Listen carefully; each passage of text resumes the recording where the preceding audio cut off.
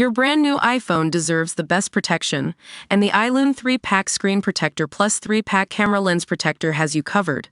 Don't take risks with your iPhone. Click the link in the video description to shop now on Amazon. Sarah Everard's Family Back New campaign, calling for monsters to be locked up for longer. Sarah Everard's heartbroken parents last night warned many murder victims' families are living without justice because criminals are being let off lightly. Jeremy and Susan Everard said Monster Wayne Cousin's whole life order made us feel that the enormity of his crime was recognized. The pair are today backing a new campaign to lock murderers and sex offenders up for longer, with families still fighting for justice, as many sentences are not respectful of victims' memories. A group of bereaved families warn the entire justice system is loaded towards the criminals, with killers able to eventually leave prison and restart their lives while their victims are never coming back home. The intervention comes as Labor plots to send fewer criminals to prison to prevent future overcrowding crises behind bars. Jeremy and Susan Everard said ahead of a meeting with the victims' minister Alex Davies-Jones and Tory leader Kemi Badenoch. "We feel it is important that sentences should truly reflect the seriousness of the crime and give victims, their families and society a sense of justice having been served. Although nothing can alleviate the sense of loss, it is a relief to us that our daughter's murderer received a whole life order. It made us feel that the enormity of his crime was recognized and that our daughter's life was valued. We know of other families in similar circumstances who have not had this small comfort. We feel it is important that sentences should truly reflect the seriousness of the crime and give victims, their families and society a sense of justice having been served."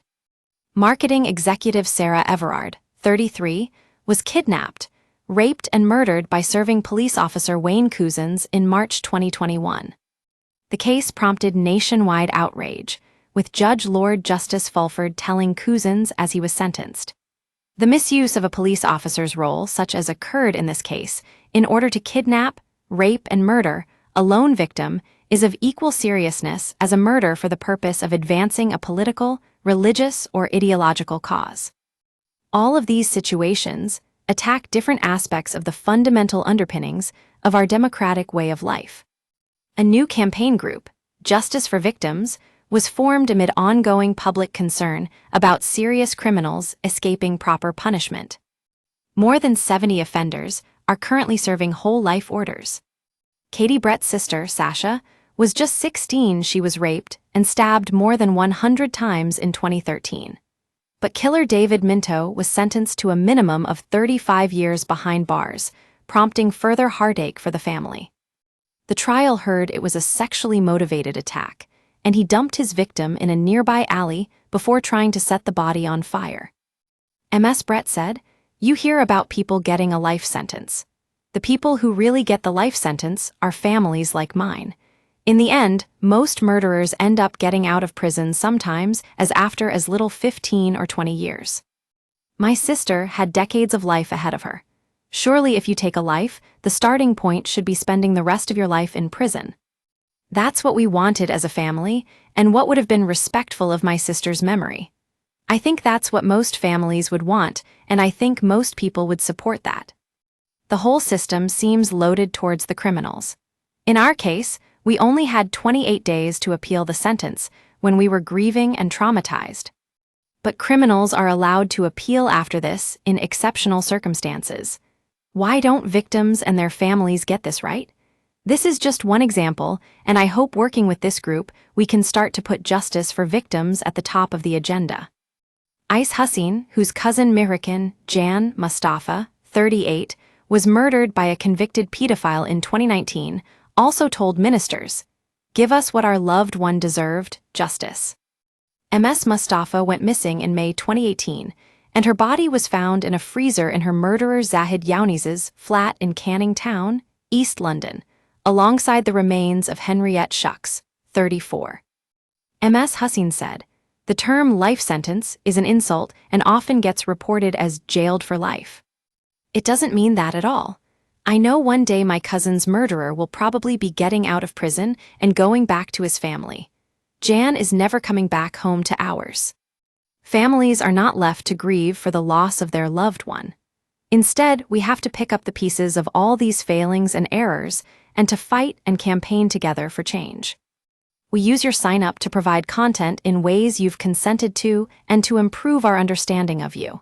This may include adverts from us and third parties based on our understanding. You can unsubscribe at any time. Read our privacy policy.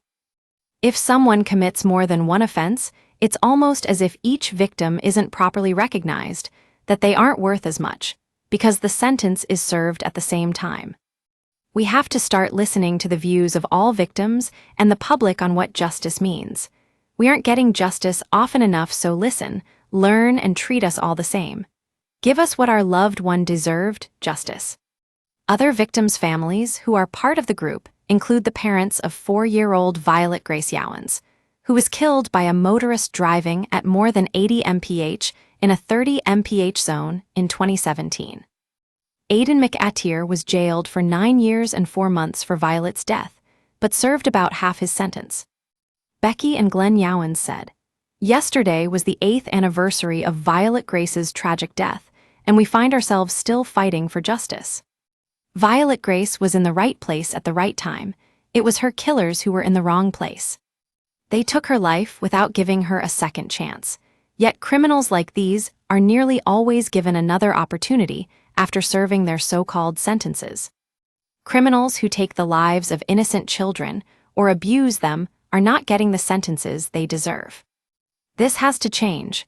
We hope that everyone who agrees will stand with us and support this campaign. Nothing will ever bring Violet Grace back, but we are fighting in her memory. Her legacy must be real justice for other families who must endure the unimaginable loss we live with every single day." Paula Hudgell, the adoptive mother of double amputee Tony Hudgell, 10, is also part of the group. Tony was 41 days old when he was assaulted by his birth parents, an attack which caused multiple fractures and dislocations and blunt trauma to the face, leading to organ failure, toxic shock, and sepsis. He was left untreated and in agony for 10 days, and because of the extent of his injuries, both his legs had to be amputated. Jody Simpson and her partner Anthony Smith were jailed for 10 years in 2018. MS Hudgell OBE. When criminals abuse children, they are creating a devastating impact for the rest of that child's life. Many decades can be spent wrestling with the aftermath. Yet perpetrators can be out of prison living a free life, whilst the suffering for the victim goes on for decades. We need a justice system that reflects that properly. I have seen so many cases of child abusers that don't get a punishment that fits the crime. Let alone child murderers, they shouldn't get out of prison in my view. Commenting on the launch of the group, Shadow Justice Minister Dr. Kieran Mullen, MP, said, "For too long our sentencing system has not given enough consideration to what victims, their families, and the wider public would consider to be justice. This leaves so many people feeling let down. There are plenty of groups speaking up for what's best for the perpetrators and asking for more lenient sentences. Justice for victims can now play a powerful role in balancing that out." It's been a privilege to meet with and support these incredibly brave and strong people who want to do something positive in spite of the horrendous circumstances they have and continue to have to live through. They should be very proud of what they are doing.